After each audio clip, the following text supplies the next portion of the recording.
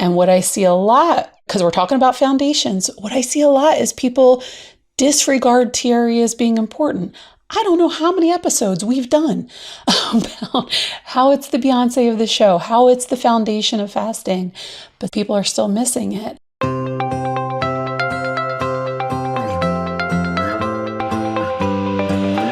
Welcome back to another episode of the Fasting Method podcast. This is Coach Terri, and I'm very excited to be joined this week with Coach Heather Schucker. Heather, it has been a hot minute since we've both been here together. How are you? I am doing great as usual. Terri, how are you? I'm good. I'm very excited for this opportunity, and we're going to touch on some things kind of happening in TFM land. So I think lots of good stuff in here for people to connect with in this episode. So oftentimes summer becomes a time when we flounder around a little bit. We get off track, we're busy or we're not as busy. We have more social gatherings. We have more time at a lake or somewhere fun.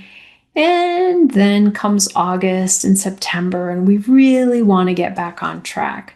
So today we're going to talk about what does that look like? What does getting on track, focusing on the basics, getting back to the beginning? Because the worst thing someone can do is kind of be floundering around a little bit and then flop back in and try and do the biggest fast possible or make everything super strict. So Heather, I know you have a particular way of talking about these basics that you and I are going to address. Could you share that with us? Absolutely. And let's be clear, I stole it from you. So I can't claim. But you've enhanced it. Okay, fine. I'll accept the enhancement. So I like to think not just about the fasting dial, which you have talked about before and I love, but I actually think of there being 3 dials. And so when we think about foundations, we can think about all 3 of those dials and where we are and what we need to do as far as turning them up. What are they? Okay, fair question. First of all, the fasting dial. Second is going to be the food or nutrition dial. And third is going to be the support dial. You know where I'm coming from with all of these, but I think we can start with fasting and talk about what that dial looks like when it's on 0 and when it's on 10. And each of the following dials. And I think that if you do a self-assessment at home, dear listener, and see where you are now, you can see, okay, maybe I'm okay with the food dial, but maybe the fasting dial needs to be adjusted or the support dial needs to be adjusted as the case may be. And as we describe that, you can give yourself a little kind of check as to where you are and what you think you might need to get yourself a little bit back online. I love looking at this as a 3-part mechanism. And I think of a stool that has 3 legs. And if one leg of the stool is broken or missing, you're not going to be able to sit on that stool. You're not going to be able to sit on that stool and be stable. So as we go through each of these, I think people can, like you said, kind of evaluate, ooh, I'm doing well on this leg of the stool. Ooh, but I really need to work on this one. This is where I need to strengthen things and get better foundation. So let's start first with the fasting dial, the fasting leg of this stool. When I think of a 0 on this, I think of I eat whenever I want, I snack, I graze. I kind of don't even have any mindfulness about how frequently in the day I'm eating. So to me, that's 0. The dial has not even really been turned on yet. And then you kind of mentioned what does a 10 on that dial? What does the dial look like when it gets turned all the way up to the other end? When I picture that, the all the way up dial, the 10, is going to be different for different people. For some people, that's going to be maybe an extended fast. For me, dial all the way up might be the 342s or 248, somewhere in there. So all the way from haven't turned the dial on, eating whenever I want, snacking, grazing, no real mind to it, all the way up to my highest level kind of therapeutic fasting. That's what I picture when I picture that dial that we're talking about for the fasting dial. And that's how I see it too. But I'll say this.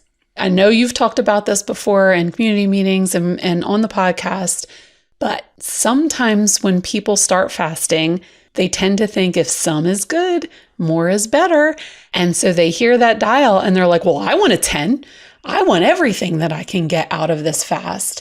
And what they might be missing is that when we crank up the dial beyond what we are ready for, we are asking for trouble. We are so much more likely to get ourselves burnt out and overwhelmed and basically lose our ability to use this beautiful tool. So it is important to not see that dial as something to ramp up. I don't know if we got some Back to the Future fans out there, but at the beginning of that movie, what does Marty McFly do? He cranks up that amp and it blows him across the room. That's what I see when people try to ramp up their fast before they're ready. It blows them up and they end up bailing.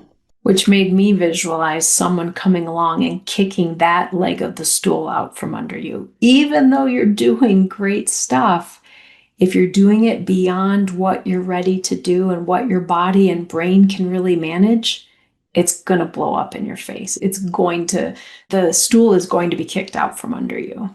Yeah. And let's think about, and so people are like, I don't know where I should be. Where should I be on that dial? Guess where everyone can be? Everyone can be at TRE.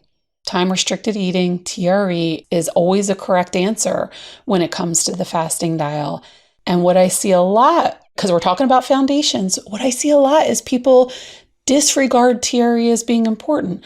I don't know how many episodes we've done about how it's the Beyonce of the show, how it's the foundation of fasting, but people are still missing it. I recently did a weight loss workshop, and one of the things I said was TRE is never wrong. If you are struggling, if fasting is not online for you, if your food is off point, if you can get yourself to TRE, it is such a beautiful way to hold the line, but it's not just that. It's not only a good holding pattern during therapeutic fasting and weight loss and working on your blood sugar, it's also what maintenance looks like. So if you can conquer TRE and you can conquer that level of fasting, then you're like 80% there when it comes to what you need to do to get yourself to a healthier lifestyle. Absolutely. All right, Heather, I think it's time to move on to dial number 2. And that is the nutrition dial. And it's funny that you bring up this as you have 3. I used to have 2, but I often, when I try to describe it, I look kind of strange as I'm adjusting 2 dials. It almost becomes obscene. But this idea of the nutrition dial, to me, is really important. And those of you who have followed the podcast at all, ever come to one of my meetings, ever watch me on social media, I put a lot of stock in this one because it's as important as that fasting dial. That leg of the stool can't hold you up if your nutrition leg isn't well built as well. One can't be longer than the other one, and you're going to tilt over on your stool. So for me, when I think of the nutrition dial, I think it's very important. And I often have clients that the first, I don't even know, month to 6 weeks, depending on where they are with things, we spend solely focused on their nutrition. We don't even get into fasting yet. Yes, we do TRE, as you said, foundation, but we don't even get into any more fasting than that until this food dial is tuned in better, because it's going to make fasting work better. It's going to help them feel better. It's going to bring down the insulin beast. It's going to help them not have so many cravings and so much hunger. So if I think of that dial as a 0, haven't turned it on yet, I'm eating whatever I want. I'm eating things that I know don't do well for my body, but I don't care. I'm just eating whatever sounds good and whatever tastes good. That's a 0 on the nutrition dial in my mind. And a 10 might be every single aspect of my nutrition is spot on. There's no added this, there's nothing here, there's nothing there. So for me, that might be there's no sweetener. But do I hang out at a 10 all the time? No. Sometimes my nutrition dial is at an 8.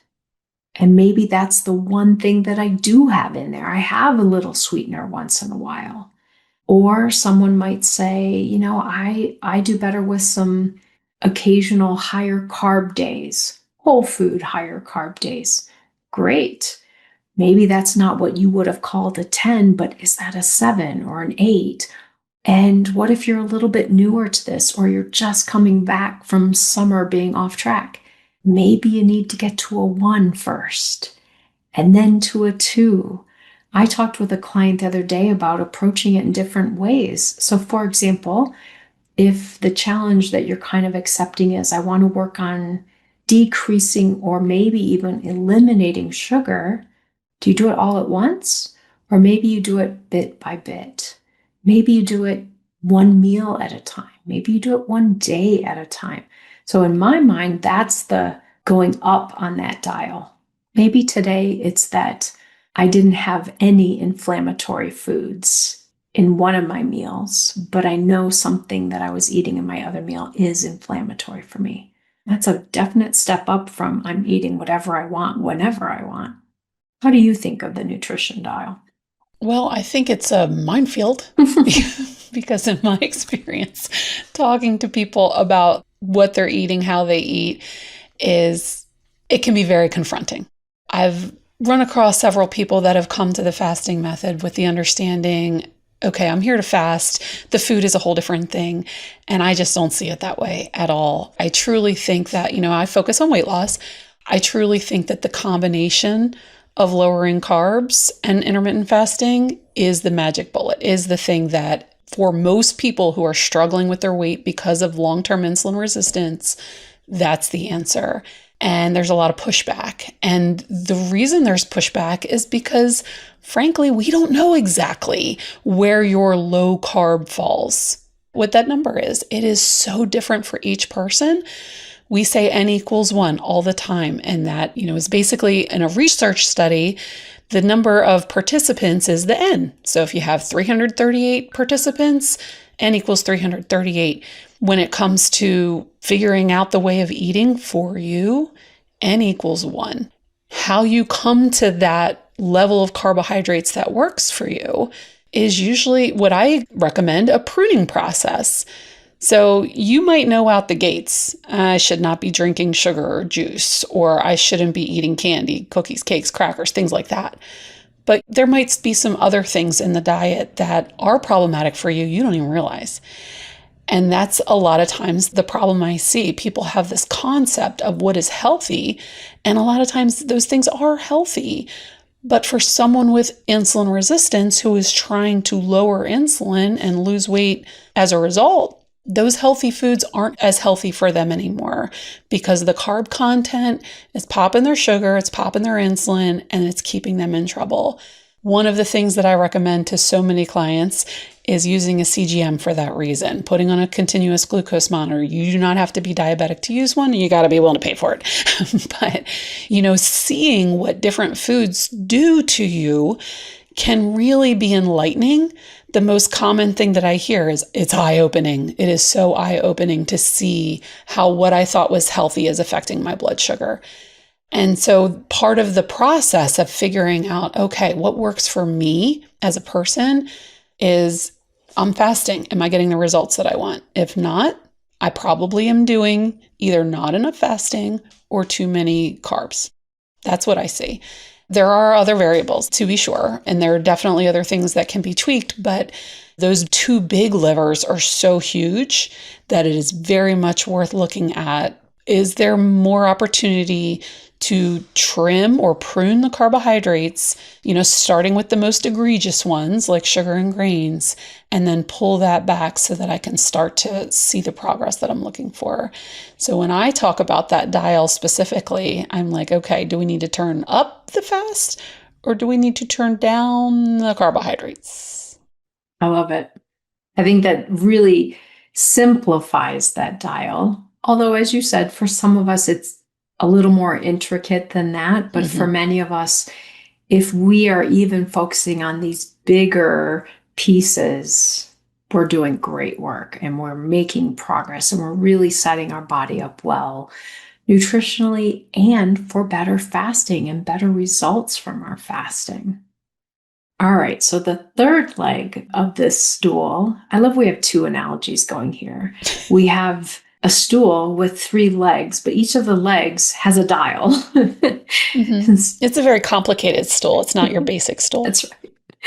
It is something from Back to the Future, maybe. So this third leg is support. And I think this one is a really big one because it, to me, involves both your own support for yourself, like how are you talking to yourself? How are you thinking about all of this? Are you setting realistic, good expectations for yourself? Are you setting yourself up to fail? So part of it is like our, what some might say, intrapersonal support, and then support outside of you. Are you maybe a 0 on this dial is, yeah, I watch some videos online once in a while from random sources. Okay. Or have you signed up on Megan Ramos and Dr. Fung and Heather Schucker? Have you signed up on their YouTube pages? And are you watching them every time they post something? Are you joining the TFM community? Part of that is a 12-week program when you first sign up. You have 3 months of a program that kind of walks you through how to do this. Are you doing that? Are you joining the live meetings involved with that?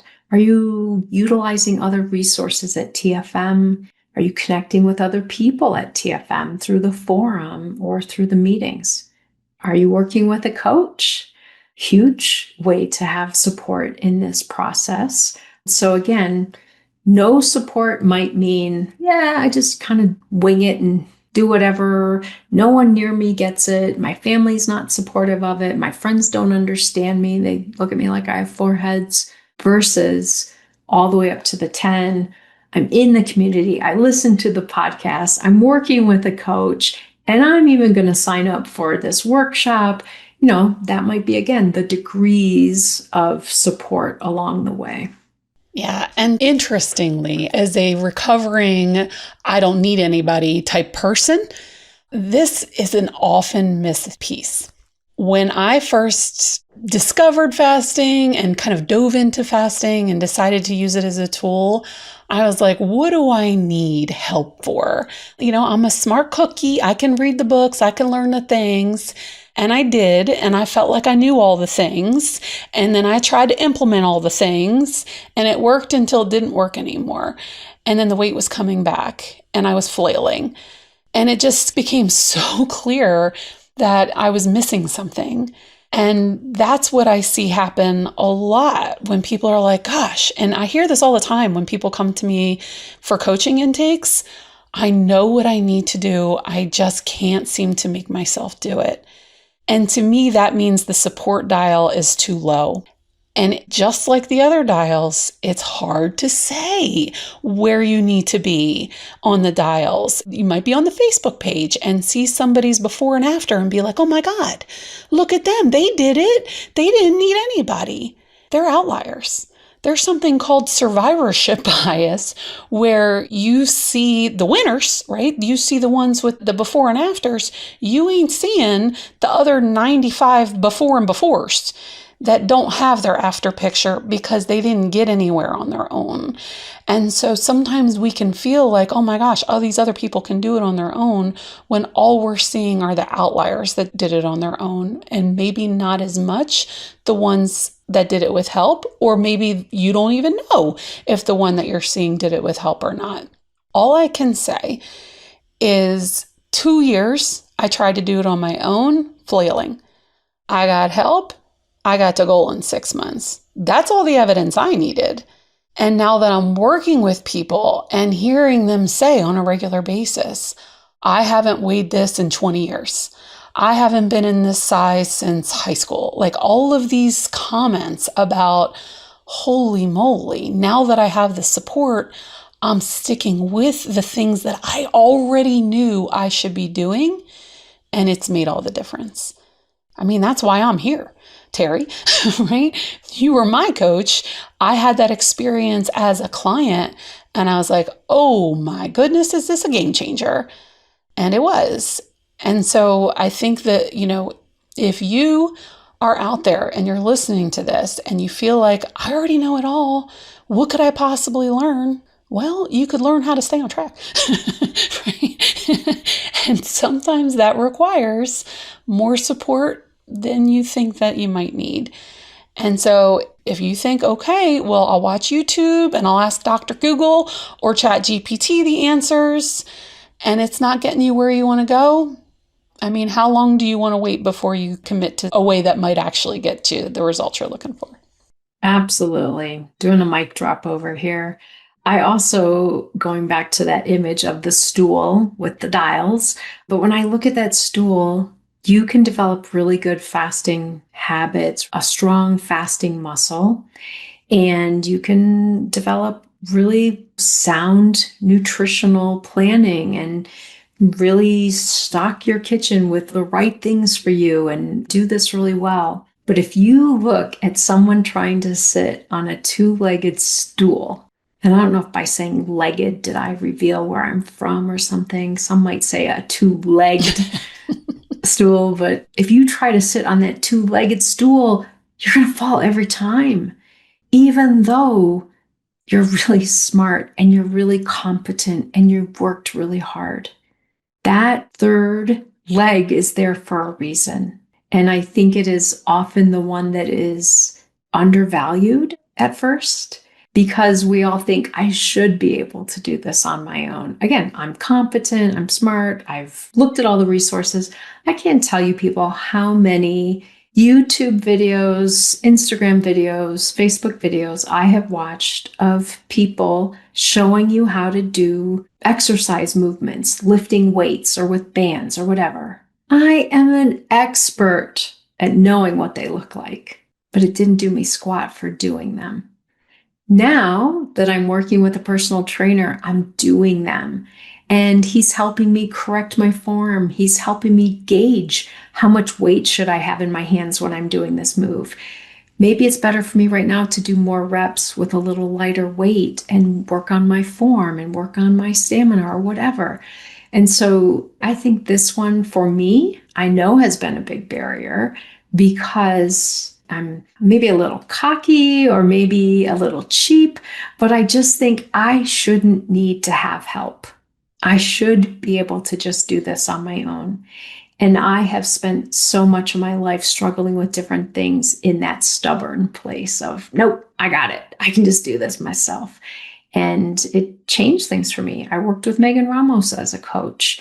I went to conferences to have support around low carb and fasting. I didn't do it on my own. I didn't do it in isolation. So I just keep picturing that two-legged stool that just tips over at some point without a really firm support leg. I came up with another analogy while you were talking. It's a commonly used one. Awesome, because we need a third on here. Mm-hmm. What we need is another one. And it's if you should in one hand and get help in the other hand and see which one fills up with success first. I don't know if that analogy works, but I'm going to stick with it. And I would argue that one of the key benefits that you are getting from this personal trainer is probably not even all of those nuanced fine tunings of the exercise. I'd lay money it's that it's getting your butt to that gym twice a week. Ding, ding, which, ding. in my experience, you don't got to be a perfect faster. You don't got to have your nutrition on a 10. You just got to be consistent in order to get you to where you want to go. So you just being in the gym, and you are so much more likely to be there because you have someone holding you accountable. That, my friend, is worth its weight. That is what's going to keep you moving and get you to goal. 125%, I can say on this part. Just a real quick example. We were doing something. I did 15 of them. He said, oh, on these reps, I want you to do 15. Like, okay.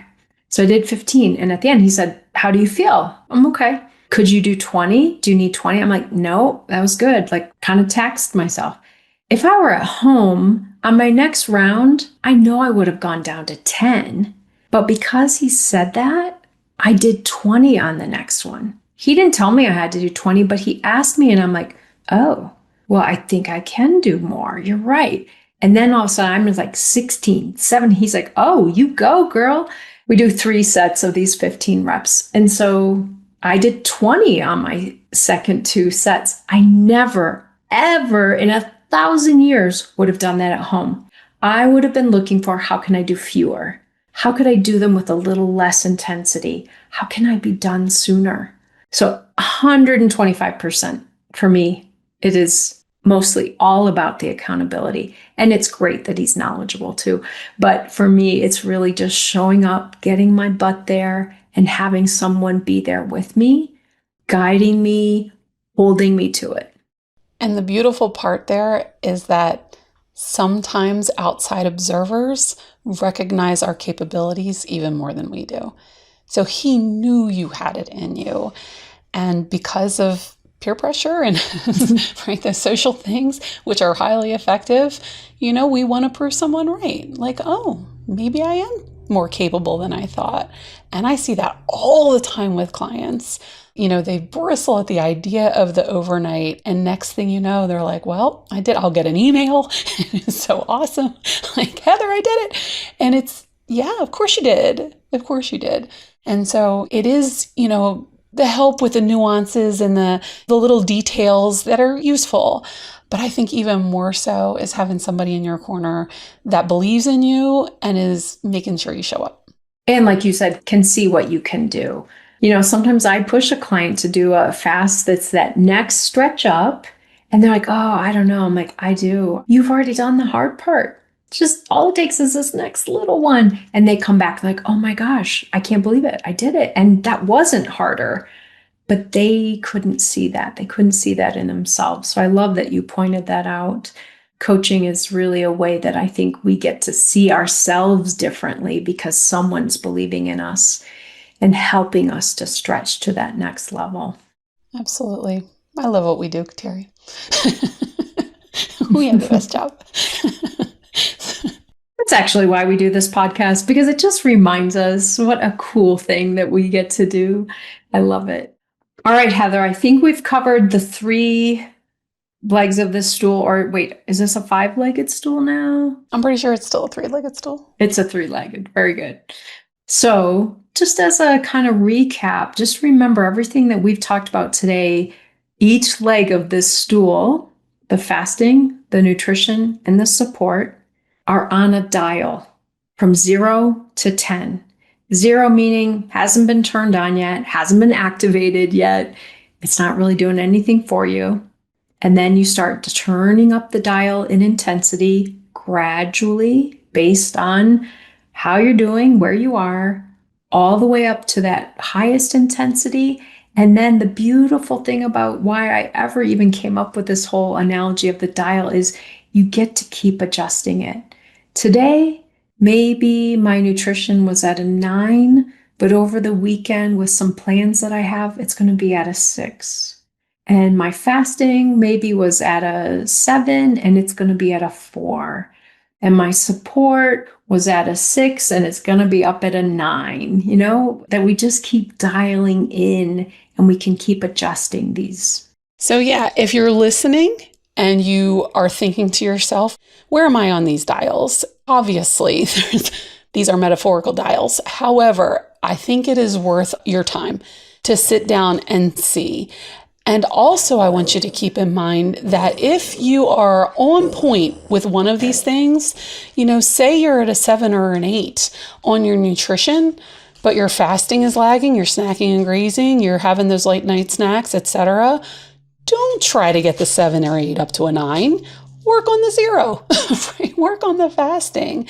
And if neither of the other two, and you just can't find it in you to get yourself up and going and get things going, then maybe you need to up that support a little bit. Maybe you need someone else to kind of, hold you accountable and keep you on track, whether it be all the way up to coaching joining the community, something to keep you going, right? Because a lot of times, especially after a summer of doing this, that, and the other, being in that vacation mindset, it takes a little bit of regrouping. So do an honest assessment of yourself and see where you are, and then act accordingly. Pick the dial that you feel will have the most leverage to get some quick, easy, early wins so that you can get the ball rolling, get the momentum behind your back, and keep going.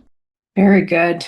All right. Everyone's got those strong foundations in mind. They've got the picture, the stool. They're going to work on all 3 legs of the stool, and each one of them, they're going to figure out where they are on that dial and dial in and out as they need to. So use these strong foundations to take you from where you are now to get you to the next place you want to be, and another opportunity to get maybe to that next place you want to be. Heather? Why, thanks for asking if there is maybe some way I can help you, Terri. In fact, there is. Starting on August 28th, I am launching a beta program, and it is a 6-month program that is meant to help people step by step for weight loss using intermittent fasting. I am super excited. It is kind of a hybrid between a workshop and a coaching program. This first go round is limited to 25 people.